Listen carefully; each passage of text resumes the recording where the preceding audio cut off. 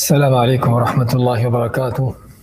الحمد للہ رب العالمین والصلاة والسلام علی رسولہ الکریم وعلی آلہ وصحبہ ومن سار علی نہجہ الی یوم الدین وسلم تسلیما کثیرا، اما بعد۔ کتاب التوحید کا باب نمبر 20 آج ہم انشاءاللہ شروع کر رہے ہیں، جس میں ہے کہ کسی صالح یعنی نیک آدمی کی قبر کے پاس اللہ کی عبادت کرنا ناجائز ہے، تو خود پھر اس اللہ کے بندے کی، نیک آدمی کی عبادت کرنے کا کیا جرم ہوگا، یہ آج کے باب کا موضوع ہے۔ اس حوالے سے ام المومنین عائشہ رضی اللہ تعالیٰ عنہ فرماتی ہیں کہ ام سلمہ آپ صلی اللہ علیہ وسلم کی دوسری زوجہ مطہرہ، جو کہ حبشہ کی طرف ہجرت کر کے گئی تھی، تو جب وہاں سے آتی ہیں حبشہ سے، تو آپ کو بتاتی ہیں کہ حبشہ میں انہوں نے ایسا چرچ دیکھا، عیسائیوں کا چرچ، کہ جس میں تصویریں تھیں، بت تھے۔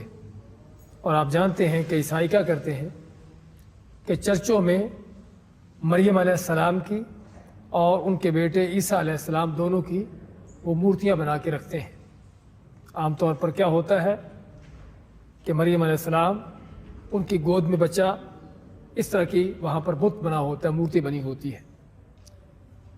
تو فرماتی ہیں کہ ہم نے ان کے ان چرچوں کے اندر مورتیاں، تصویریں دیکھی، تو اللہ کے نبی صلی اللہ علیہ وسلم نے فرمایا، اولئک اذا مات فیہم الرجل الصالح، ان لوگوں کے ہاں کوئی نیک آدمی جب فوت ہو جاتا ہے تو کیا کرتے ہیں، بنوا علی قبرہ مسجدا، ایک کام تو یہ کرتے ہیں کہ اس کی قبر پر مسجد بناتے ہیں۔ اور ہم بیان کریں کہ قبر پر مسجد بنانے کا معنی کیا ہے۔ وصوروا فیہ تلک الصور، دوسرا کام یہ کرتے ہیں کہ اس مسجد میں تصویریں بناتے ہیں، کس کی؟ کہ جس کی وہ قبر ہوتی ہے، جس کی قبر ہوتی ہے اس کے تصویریں لگا کر یا اس کا مجسمہ بنا کر، اس کی بت بنا کر اس میں رکھتے ہیں۔ تو آپ فرماتے ہیں اولئک شرار الخلق عند اللہ۔ اب یہ کام کیسا ہے، نیکی کا ہے، گناہ کا ہے، اچھا ہے، برا ہے؟ نبی کریم علیہ السلام فرماتے ہیں کہ یہ وہ لوگ ہیں کہ جو سب سے بدترین مخلوق ہے اللہ کے ہاں، جو یہ کام کرتے ہیں۔ یعنی پھر سے ہم دہراتے ہیں، حضرت ام سلمہ رضی اللہ تعالیٰ عنہ آپ کی زوجہ مطہرہ ہیں، مکہ سے ہجرت کر کے حبشہ گئی تھیں، حبشہ ایتھوپیا، اور وہ عیسائیوں کا ملک تھا۔ تو آتی کہ وہاں ہم نے چرچ دیکھا کہ جس چرچ میں ان عیسائیوں نے بت رکھے ہوئے تھے، مورتیاں اور تصویریں لگائی ہوئی تھیں۔ تو اللہ کے نبی صلی اللہ علیہ وسلم نے ان کے اس کام کے حوالے سے بتایا کہ یہ ان کا یہ کام کیا ہے۔ میں کہ ان کے ہاں، ان عیسائیوں کے ہاں، ان مشرکوں کے ہاں جب کوئی نیک آدمی فوت ہو جاتا ہے تو اس کی قبر کو، اس کو دفن جہاں کرتے ہیں، اس کی قبر پر مسجد بناتے ہیں۔ قبر پر مسجد بنانے کا معنی کہ یا تو واقعی ہی اس کے آس پاس کوئی بلڈنگ بناتے ہیں مسجد نام کی کہ جس میں عبادت کی جائے، یا پھر کم از کم اس قبر کے پاس بیٹھ کر اللہ کی عبادت کرتے ہیں۔ کس لیے؟ یہ سمجھتے ہوئے کہ چونکہ اللہ کا نیک بندہ ہے، کوئی ولی ہے، کوئی بزرگ ہے، تو اس کی قبر کے پاس عبادت کرنا زیادہ نیکی ملتی ہے۔ اور یہ معلوم ہوتا ہے کہ آج ہمارے ہاں بھی یہ جو سلسلہ چل رہا ہے، یہ آج کا نہیں، پرانا ہے، یہ پہلے زمانوں سے لے کر چلا آ رہا ہے۔ بلکہ حضرت ام سلمہ نے تو آپ کے زمانے کی بات کی نا، یہ اس سے بھی ہزاروں سال پہلے کا ہے۔ ہم اس سے پہلے آپ کو یاد ہوگا بیان کر چکے ہیں کہ نوح علیہ السلام کی قوم میں کے اندر شرک کیسے شروع ہوتا ہے۔ وہ اسی طرح شروع ہوتا ہے کہ ان کے نیک لوگ، جو اللہ کے نیک ولی بزرگ تھے، فوت ہو گئے، تو شیطان ان کے بعد والوں کے پاس آیا کہ دیکھو اللہ کے فلاں فلاں بندے تمہارے درمیان تھے، انہیں دیکھ کر اللہ یاد آتا تھا، اب وہ دنیا سے چلے گئے، اب کیسے تم ان کو یاد کرو گے؟ جس طرح وہ اللہ کی عبادت کرتے تھے ویسے ہی تم کرنا۔ تو شیطان نے لوگوں سے دو کام کروائے، ایک تو لوگوں کو ان کی قبروں پر جا کر بٹھایا کہ عبادت اللہ ہی کی کرو لیکن ان کی قبروں کے پاس بیٹھ کر کرو، کیونکہ بابا جی کی قبر کے پاس بیٹھو گے، اس ولی بزرگ کی قبر کے پاس بیٹھو گے تو اس ولی کا وہ تم کو یاد آئے گی، اور وہاں پر بیٹھ کر عبادت کرنے کا تم کو زیادہ اجر ملے گا، زیادہ نیکی ملے گی۔ ایک کام شیطان نے یہ کروایا کہ ان کی قبروں پر جا کر لوگوں کو بٹھایا کہ وہاں پر جا کر عبادت کرو، جو تم نے کوئی نماز پڑھنا ہے، کوئی سجدہ کرنا ہے، کوئی ذکر کرنا ہے، وہاں پر بیٹھ کر کرو۔ اور دوسرا کام اس نے یہ کروایا کہ ان کے گھروں، ان کی جو محفل مجلسیں تھی وہاں پر ان کی تصویریں، مورتیاں بنوا کے رکھ دی کہ بابا جی کی فوٹو سامنے ہوگی، بابا جی کی مورتی سامنے ہوگی تو بابا جی یاد آئیں گے، تو جیسے وہ اللہ کی عبادت کرتے تھے ویسے ہی تم کرنا۔ شیطان کا پہلا سٹیپ یہ تھا۔ تو عبداللہ ابن عباس مانتے کہ جب یہ نسل ختم ہوگی، پہلی یہ جنریشن ختم ہوگی، اگلی جنریشن نسل آئی، تو شیطان نے اگلوں کو کیا بتایا کہ تمہارے بڑے باپ دادا ان بزرگوں ولیوں کے وسیلے واسطے سے اللہ سے مانگتے تھے۔ جو پہلے تھے انہوں نے کچھ نہیں کیا، انہوں نے صرف عبادت کی، اللہ کی لیکن ان قبروں کے پاس جا کر، مورتیوں کے پاس بیٹھ کر، اور کچھ نہیں کیا، مورتیوں کو نہ پکارا نہ ان کو وسیلہ بنایا۔ اگلی نسل کو شیطان نے کیا پڑھایا کہ تمہارے بڑے باپ دادا انہی بزرگوں کے وسیلے واسطے سے دعائیں کرتے تھے، اللہ جلدی سنتا ہے۔ اگلی نسل کو یہ شیطان نے سب کو پڑھایا، اور اس کے بعد آنے والے لوگوں کو کہ وسیلے واسطے کی ضرورت بھی نہیں، یہ خود ہی ہر چیز کر دیتے ہیں۔ اللہ کے ولی بزرگ انہی سے مانگ لو، یہی تم کو ہر چیز دے دیں گے۔ تو یہ ہے شرک کی اصل بنیاد۔ تو یہاں پر بھی ہمیں پتہ چلتا ہے، حالانکہ عیسائی کون ہے کہ جو اللہ کو ماننے والے ہیں، کہ جن کے پاس ان کے دعوے کے مطابق آسمانی دین ہے، اگرچہ جس دین پر عیسائی چل رہے وہ آسمانی نہیں ہے، وہ سارا ان کا من گھڑت ہے، اپنا ان کا بنایا ہوا ہے۔ کیونکہ اللہ کے دین کے اندر کیا ہو سکتا ہے کہ اللہ تعالیٰ کسی کو بیٹا بنا دے؟ اللہ کے دین کے اندر ہو سکتا ہے کہ اللہ تعالیٰ کے ساتھ کوئی اور بھی اللہ ہو؟ ان کے ہاں تو 3 اللہ ہے نا، اللہ کا بیٹا بھی ہے۔ اللہ کے دین کے اندر ہو سکتا ہے کہ چرچ کے اندر مورتیاں رکھو، ان کی پوجا کرو؟ یہ اللہ کا دین تو نہیں ہے۔ اس سے معلوم ہوتا ہے کہ عیسائیوں کا دین اپنا بنایا، وہ خود ساختہ دین، اللہ کا دین نہیں ہے۔ لیکن ہم بات کر رہے ہیں کہ پھر بھی ہندوؤں کے مقابلے میں، سکھوں کے مقابلے میں، اس طرح کے لوگوں کے ان کے اگر کمپیئر کریں تو دیکھا کیا پتہ چلے گا کہ عیسائی یہودی وہ لوگ ہیں کہ جن کو اللہ نے اہل کتاب کہا ہے، کہ جن کے پاس کوئی آسمانی دین کا دعویٰ ہے، ان کا یہ حال ہے۔ تو اگر وہ بھی شرک کرتے ہیں تو مشرک ہیں، شرار الخلق۔ آپ نے کیا فرمایا کہ یہ لوگ کون ہیں؟ سب سے بدترین مخلوق ہیں، سب سے بدترین مخلوق ہیں جو یہ کرتے ہیں کہ چرچوں کے اندر، اپنے چرچوں میں اس طرح کی مورتیاں بنا کے رکھتے ہیں، یا اپنے ولیوں بزرگوں کی قبروں پر مسجدیں بناتے ہیں۔ یہ سب سے بدترین مخلوق ہے۔ تو یہ اس سے کیا پتہ چلا کہ قبروں پر مسجدیں بنانا کتنا بڑا جرم ہے، چاہے وہ کسی ولی کی قبر ہو، کسی نبی کی ہو، کسی بزرگ کی ہو، کچھ بھی ہو۔ اسی طرح اگلی حدیث بھی ہے، صحیح بخاری کی حدیث، وہ بھی، اور یہ پہلی حدیث ہم ذکر کی صحیح بخاری مسلم کی ہے، اور دوسری بھی صحیح بخاری مسلم کی حدیث ہے کہ ام سلمہ عائشہ کی حدیث یہ بھی کہ نبی کریم صلی اللہ علیہ وسلم جب فوت ہونے کے قریب تھے، آپ کی زندگی کے آخری ایام تھے، تو آپ جس طرح کے آدمی سخت بیمار ہوتا ہے، آپ اس بیماری میں ہیں، آپ اس تکلیف میں ہیں، اپنے چہرے سے کبھی پردہ ہٹاتے ہیں، کبھی کپڑا ڈال لیتے ہیں، اور فرما رہے ہیں ساتھ ساتھ، یعنی اس حالت میں بھی امت کو کیا سبق دے کر گئے ہیں۔ فرمایا لعنت اللہ علی الیہود والنصارى، کہ لعنت ہے اللہ تعالیٰ کی یہودیوں، نصرانیوں پر، عیسائیوں پر۔ کس وجہ سے لعنت ہے؟ کیونکہ یہودی عیسائی ہے، اس لیے نہیں۔ لعنت کی وجہ کیا ہے؟ اتخذوا قبور انبیائہم مساجد، کہ انہوں نے اللہ کے نبیوں کی قبروں کو مسجد بنا لیا، نبیوں کی قبروں کو مسجد بنا لیا۔ جس طرح ہم نے ذکر کیا، یا تو قبر کے اوپر مسجد بنا دی اور اس مسجد میں پھر نمازیں پڑھنا، یہ عقیدہ رکھتے ہوئے کہ چونکہ نبی کی قبر پر مسجد ہے اس لیے زیادہ ثواب ملے گا، زیادہ اجر ملے گا۔ وہاں پر دعائیں کرنا، یہ عقیدہ رکھتے ہوئے کہ یہاں دعائیں زیادہ قبول ہوتی ہیں۔ وہاں پر کوئی صدقے خیرات کرنا، کوئی نظر نیازیں دینا، کوئی چڑھاوے چڑھانا کہ زیادہ اجر ملتا ہے، کو کھانے کی پینے کی سبیلیں لگانا، لنگر بانٹنا کہ زیادہ اجر ملتا ہے چونکہ نبی کی ولی کی قبر ہے، تو یہ کام ان کا، تو یا تو اس پر مسجد بنا دی، بلڈنگ بنا دی مسجد کی تاکہ وہاں نمازیں پڑھیں، یا بلڈنگ نہ بھی بنائی لیکن قبر کے پاس بیٹھ کر اللہ کی عبادت کرنا، کیونکہ یہ مسجد جس پہ ہم بیٹھے ہیں آپ، یہ مسجد کس لیے ہے؟ اللہ کی عبادت کے لیے۔ مسجد کا لفظی معنی کیا ہے؟ کہ جس جگہ سجدہ کیا جاتا ہے، مسجد سجدہ سے، کہ جس جگہ سجدہ کیا جاتا ہے اس کو کہتے ہیں مسجد، چاہے وہ بلڈنگ بنی ہو جس طرح یہ ہے آپ کے سامنے، یا بلڈنگ نہ بھی بنی ہو، لوگوں نے کسی جگہ کو خاص کر لیا سجدہ کرنے کے لیے، تو وہ کیا ہے؟ عربی لغت میں اس کو مسجد کہا جاتا ہے۔ ان لوگوں نے بھی اللہ کے نبیوں کی قبروں کو مسجد بنایا۔ مسجد بنانے کا معنی کہ وہاں پر بیٹھ کر عبادتیں کرنا، کوئی سجدے کرنا، قرآن پڑھنا، کوئی ذکر کرنا، کوئی چلے کاٹنا، اور جس طرح ہم نے ذکر کیا ہے کوئی شیرینیاں بانٹنا، کوئی لنگر لگانا، ساری اس طرح کے کام کرنا، یعنی نیکیوں کے عبادتوں کے کام جو مسجد میں ہونے چاہیے تھے وہ قبر پر بیٹھ کر کرنا۔ اس کا معنی کیا ہے کہ قبر کب مسجد بنتی ہے؟ وہ اس طرح مسجد بنتی ہے کہ جب قبر کے پاس بیٹھ کر وہ کام کیے جائیں جو مسجد میں ہونے چاہیے۔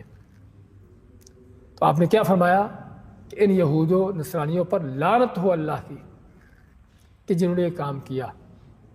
اور کیا خیال ہے کہ جس کام پر لعنت پڑتی ہو وہ کام اچھا ہے یا برا ہے؟ وہ شرک ہے کہ توحید ہے؟ ہاں جی، وہ کفر ہے کہ ایمان ہے؟ خود ہمیں فیصلہ کرنے کی ضرورت ہے۔ ہم یہ حدیثیں سنتے جائیں اور ساتھ ساتھ اپنے ماحول معاشرے کا ذرا جائزہ لیتے جائیں کہ ہم کوئی پرانی تاریخ کی باتیں نہیں کر رہے، ہمارے ہاں آج کل کیا ہو رہا ہے۔ اچھا، اگلی حدیث بھی سنیے۔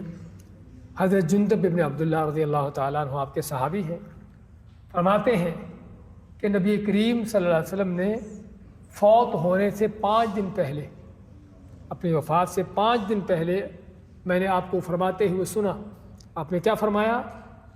اب میں انی ابرأ الی اللہ ان یکون لی منکم خلیل، کہ میں اللہ سے اس بات سے بری ہوں کہ میں برات کا اعلان کرتا ہوں اللہ تعالیٰ کے سامنے، اس بات کا برات کا اعلان کرتا ہوں کہ میں تم میں سے کوئی میرا خلیل ہو۔ کس لیے؟ فإن اللہ قد اتخذنی خلیلا، کیونکہ اللہ نے مجھے اپنا خلیل بنا لیا ہے، کہ جس طرح اللہ نے ابراہیم علیہ السلام کو اپنا خلیل بنایا تھا۔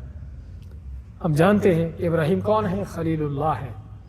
خلیل کا معنی کیا ہوتا ہے؟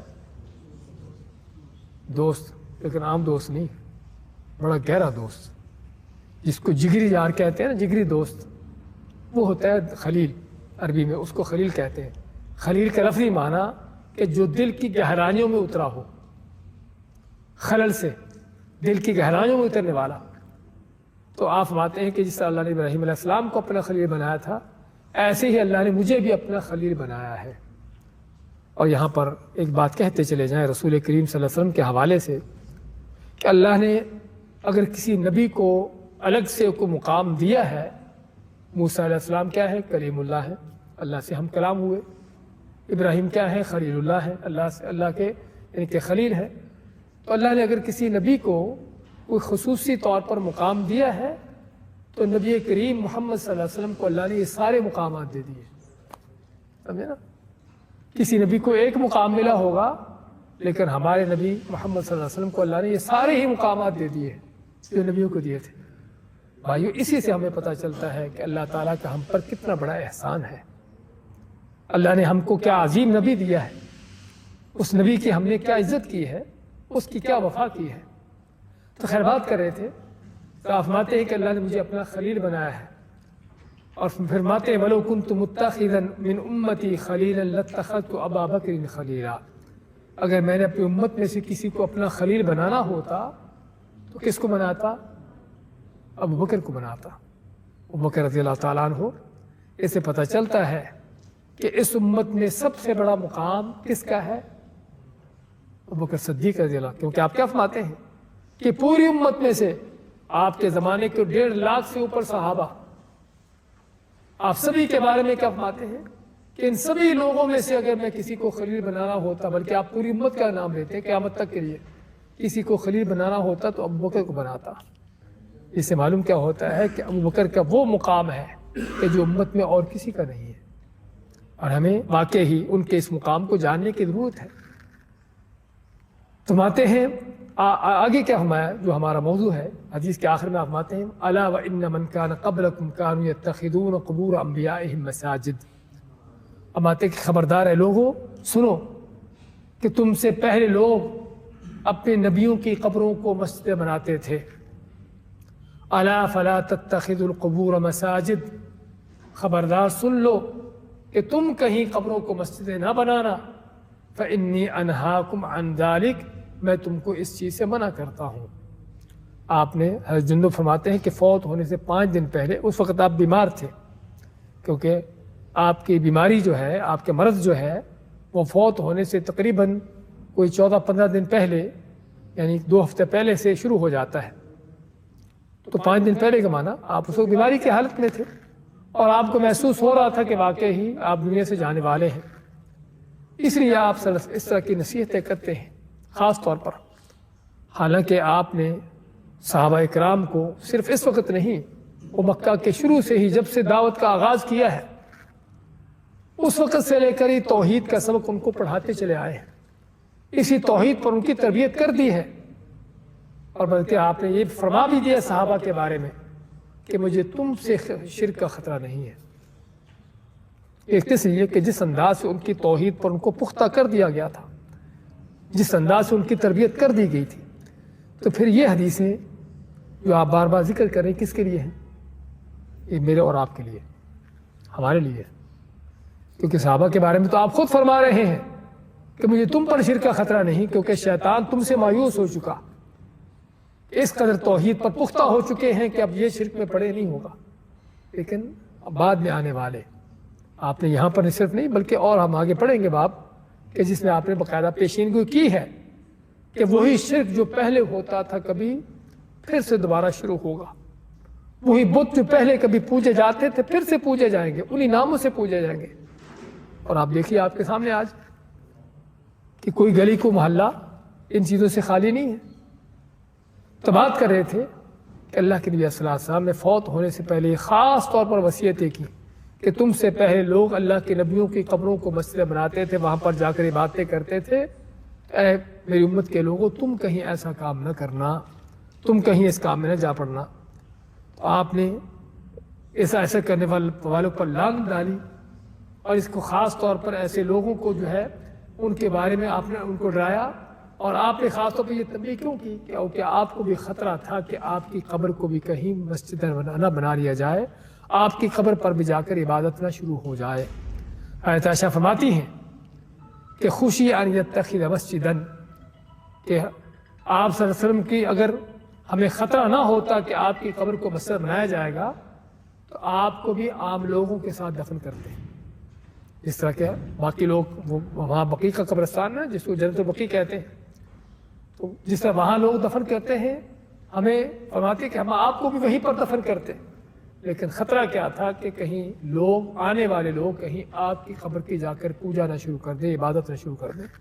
اس لیے اللہ تعالیٰ نے آپ کی دعا کو قبول کیا، اگلے باب میں ہم پڑھیں گے کہ آپ کی دعا کو قبول کیا اور آپ کی قبر کو محفوظ کیا اس چیز سے۔ آخری حدیث اس بات کی ابن مسعود ہے، ان سے روایت ہے کہ آپ ماتے ان من شرار الناس من تدرکهم الساعۃ وهم احیاء، سب سے بدترین، سب سے برے لوگ کون ہیں کہ جن پر قیامت آئے گی۔ جب قیامت آئے گی جو لوگ اس وقت زمین پر ہوں گے نا، آپ مانتے کہ سب سے بدترین وہ لوگ ہیں۔ اس لیے کیونکہ دوسری حدیثوں میں ہے، آپ مانتے ہیں کہ اللہ تعالیٰ اس سے پہلے تمام اہل ایمان کو دنیا سے اٹھا لے گا، ایک ہوا بھیجے گا کہ جس ہوا کے ساتھ جو بھی دنیا میں زمین پر کہیں بھی کوئی مومن ہوگا اللہ تعالیٰ اس کو وہیں پر فوت کر لے گا قیامت آنے سے پہلے۔ تو چنانچہ قیامت انہی پر آئے گی کہ جو سب سے بدترین لوگ ہوں گے۔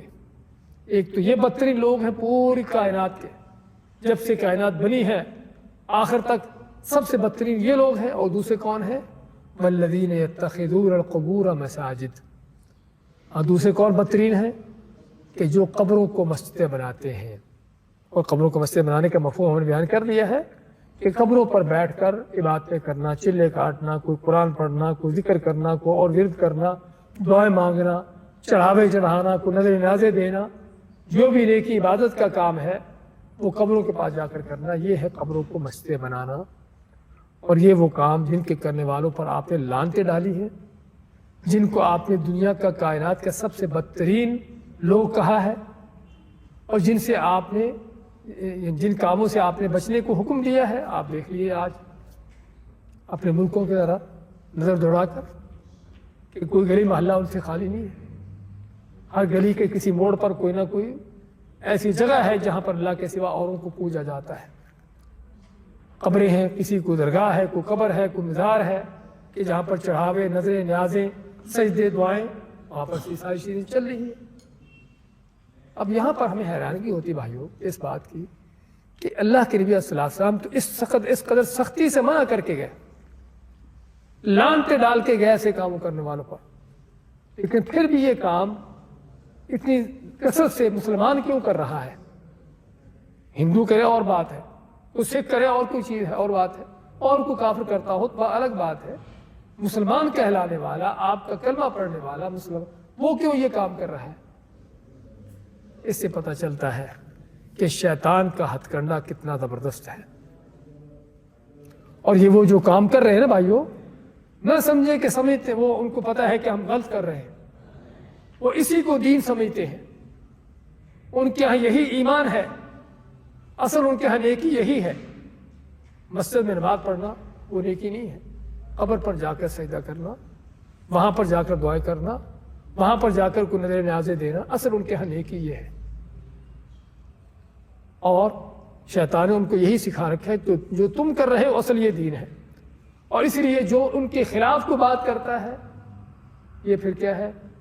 یہ دشمن ہے ولیوں کا منکر ہے، یہ گستاخ ہے، یہ فلاں ہے، یہ فلاں ہے، اور آخر میں یہ کافر ہے، اس کو قتل کرو۔